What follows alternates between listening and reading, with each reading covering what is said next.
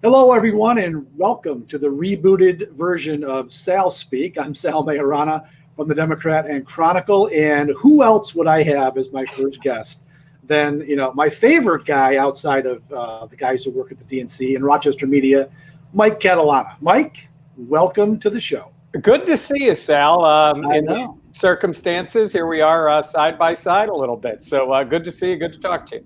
Yes, it's been a while. It's been an incredibly weird offseason for the Bills, as you and I have both been experiencing. We've done everything via these types of Zoom calls or these Streamcast calls.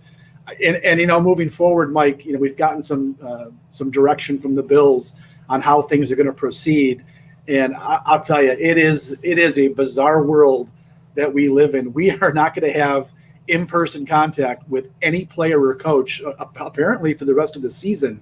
Give me some thoughts on that, if you could, especially for you, because you guys are in a medium where you need video. And Yeah. I'm guessing that Zoom call video is not great for a telecast, right? No, it's not. And you know what else it does? Sometimes even if we just get video of some things in practice, it's just the feeling of being there and taking people there. And we're not going to have that. And I guess we're all adjusting to it.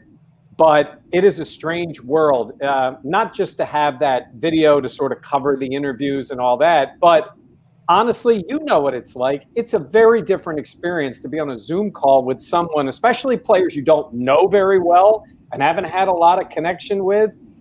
It's going to be a lot harder for all of us, I think, to feel as connected with this team. It's, you and I for 3 decades have been going up there. And now it's going to be covering a team almost like they're in another city, and it's just a different team that we're covering this year. Yeah, you're right. I mean, think about the rookie draft picks this season, AJ Epinesa and Zach Moss. We are not going to get to meet them until at least 2021. And you're right. It does affect the way we do our job, because you try to get some personal relationship with these guys, have them know who you are and be comfortable with you. And what I really think is going to be a problem, Mike, and I'm sure it is for you too, when we do a story, you don't just talk to that guy. You work the locker room, and you get comments from other players or coaches. And that's what I think the readers and the viewers are going to lack this year is, the ability to maybe go a little bit deeper on some of these players than we'd like to. But hey, this is the world we're living in. And I'm just glad that at least it looks like they're going to get started hopefully next week. So let's talk about the Bills as they start reporting here to Buffalo to One Bills Drive. The news came out yesterday that there's 5 guys that are on the COVID-19 list. Not sure if they've tested positive or they've just been in contact with someone who has tested positive. I don't think we're done here, Mike. I have a feeling that we may have more names pop up on this list. When you've got 80-some guys coming from around the country, you got to think the Bills are going to have a couple more, don't you think? Yeah, and I guess what I'm more concerned about, players coming into the facility and getting there and testing positive. I think we expected that, and we've seen that in the NHL and in the NBA pre-going in their bubbles, right? So I think the difference is going to be, yes, if let's say Duke Williams tested positive, he's coming from wherever he's from. That's one thing. It's once they get inside, once they are part of that team, then what do we see? Well, if you're testing positive, now you're exposed to the other players, and then it can spread within a team. I think that's what I think you worry about or concerns you more than when they just show up. Because, once they're all in there, and I mean, they're in there together, I think the testing positive is a bigger concern within a team than it is when they play against another team.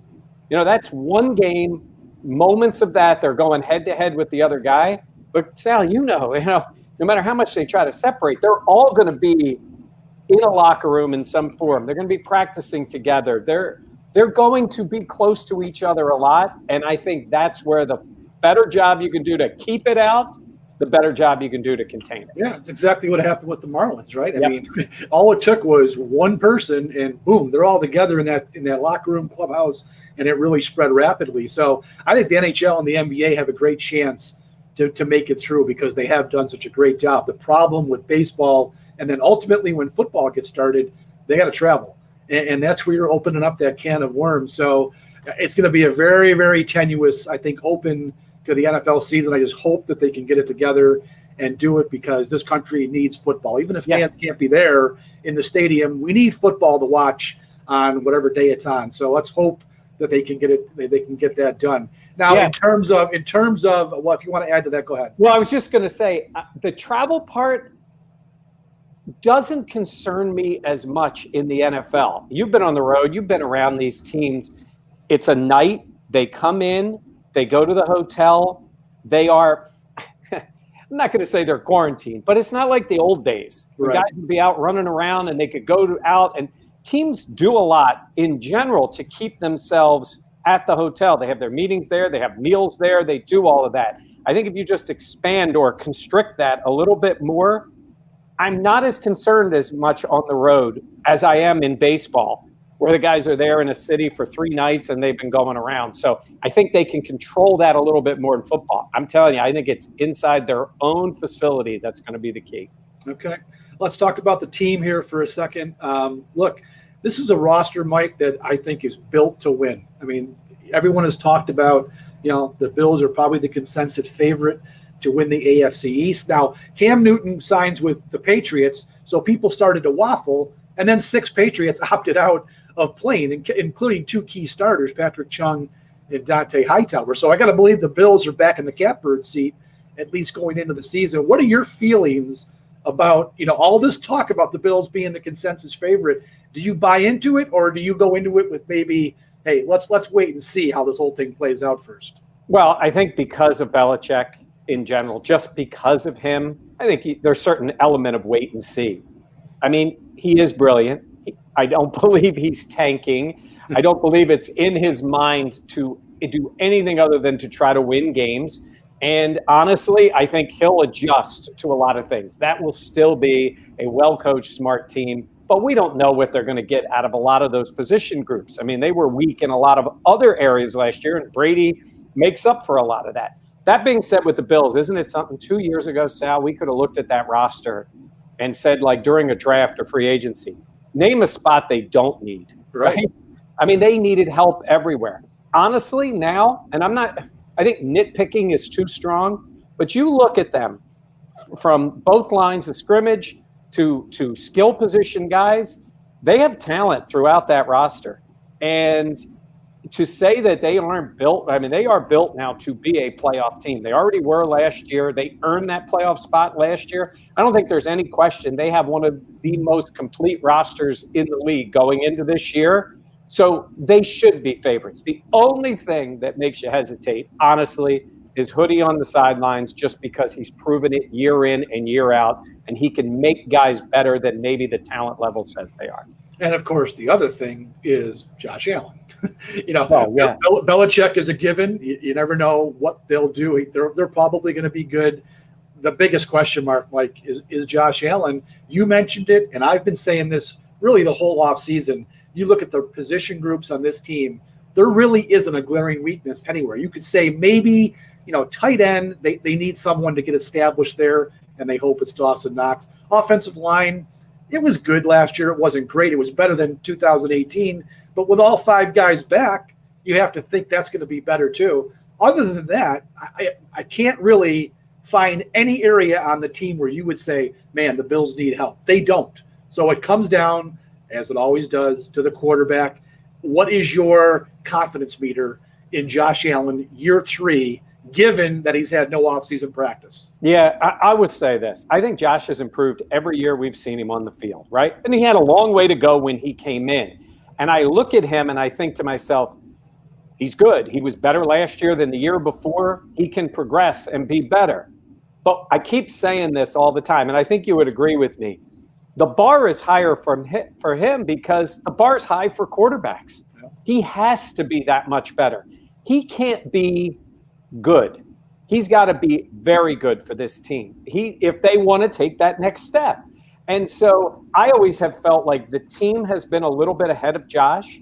They got better, certainly the defense, certainly, in some other positions, guys have played at a certain level. But look what we expect out of quarterbacks. Yeah. I mean, he's got to be good all the time. He can't make mistakes. He's got to be good in the clutch. The bar is high because that's the NFL. And so when we set the bar high, I know sometimes fans get upset and they'll think you're picking on him. I'm not picking on him. I think he's a good player. I think you could make an argument. He's a solid NFL player right now in terms of like his level of play. Middle of the pack, starting quarterback, gives you a shot in every game. But in order for this team to be what they can be, he's got to be better than that. That's just the reality of the NFL. Yeah. So since you brought this up, where he ranks, is he the 87th best player in the NFL? I mean, that to me, there's no way. There's no way that's true. No. What's your thought on that? No, and look, that poll of itself. Look, I love Lamar Jackson. He was great last year. He's not better than Patrick Mahomes. Yeah, I mean, but that's at the top of the list. In terms of Josh, and I know it was a vote by the players. First of all, I don't think he's the third best player on the Buffalo Bills. Not yet. I said this. Does he have a shot to do it? Absolutely. Look, if he takes that step this year, this team's going to win a lot of games, and he's going to look great. And if Stephon Diggs is the guy who's beating everybody down the field and it opens up things for Brown and Beasley and the running game is what you think, Josh is going to look really good. And then that ranking may seem appropriate. But I'd say this, unless you're, jumping on tables and eating your wings, I don't see the people in the league who think he's one of the top 100 players today. Right. He has a chance, but I don't think he's one of the top 100 players today. You mentioned the bar high because it's quarterback. Yeah. The bar is also high, Mike, because Brandon Beane has given this guy some tools. Let's face it.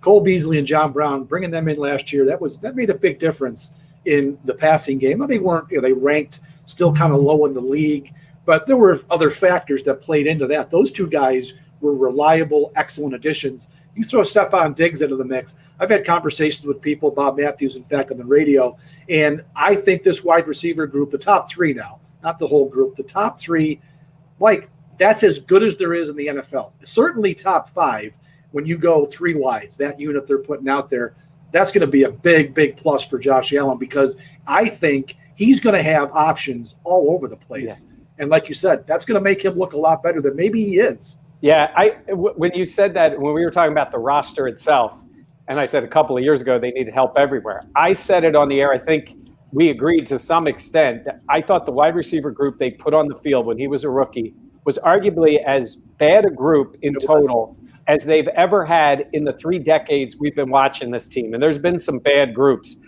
mean, when Kelvin Benjamin is your guy, you have a lot of problems. Yeah. Last year they became competent, good NFL players in that group, right? I mean, Beasley's a player. John Brown's really good. I don't know if neither guy is a star.